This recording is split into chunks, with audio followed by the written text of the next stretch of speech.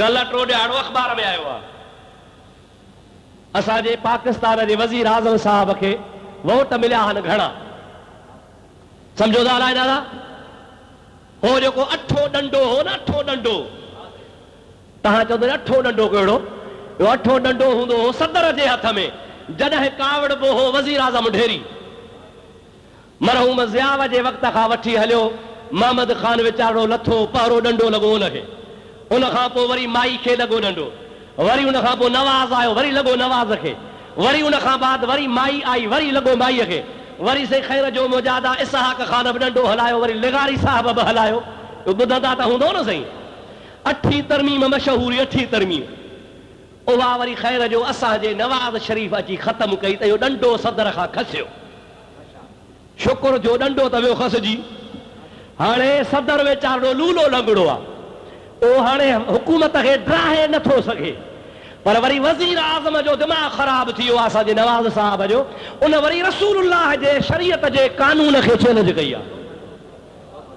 ऐं मुंहिंजा अदा हिन खे चओ तो शरीयत पाक जी मुखालफ़त थो करी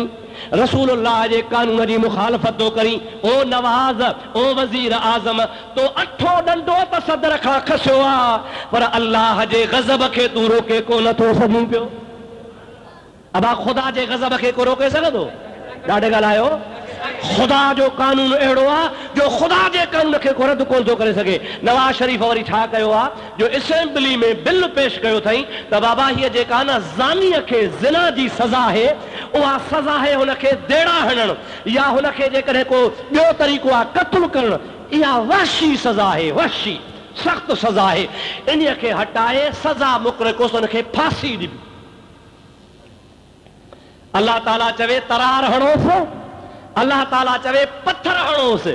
ऐं ही साहब छा चवे त इहा सख़्त सज़ा आहे हुनखे रुगो गिचीअ में रसो विझी चुप चाप में राति जो लड़काए छॾियोसि अल्लाह ताला जल जलालुहु मन वालो फरमाईंदो आहे न सज़ा अलल ऐलान हुजे जहान में पढ़ो ॾिजे सभई माण्हू गॾु थी ॾिसनि हुनखे या त तलवार सां ख़तमु कयो वञे या वरी जेको अल्लाह पाक जल जलालुहु मन वालो जो कानून आहे हुनखे देड़ा हया वञनि पत्थर हया वञनि संगसार कयो वञे जेकॾहिं अलल ऐलान दुनिया सज़ा ॾिसंदी त ॿिया बि मुड़ी पवंदा ओ मुंहिंजा प्यारा दोस्त अज़ीज़ इन में हिकमत आहे राज़ इहो आहे जो आइंदह जे लाइ गुनाह जो दरवाज़ो बंदि थी वेंदो चोरी छपी कंहिंखे सज़ा मिली वई कंहिंखे ख़बर ई कान पइजी वेंदी आहे अल्लाह पाक जल जलालुहु मन वालो फरमाईंदो आहे सज़ा आहे ई इन जे लाइ त दुनिया मां करप्शन ख़तमु थी वञे दुनिया मां ॾोह ख़तमु थी वञनि दुनिया मां बेहयाई ख़तमु थी वञे दुआ कयो त अल्लाह ताला असांजे हुकूमत खे शल मुस्लमान वारो तरीक़ो नसीब फरमाए शरीयत जे ख़िलाफ़ हलंदा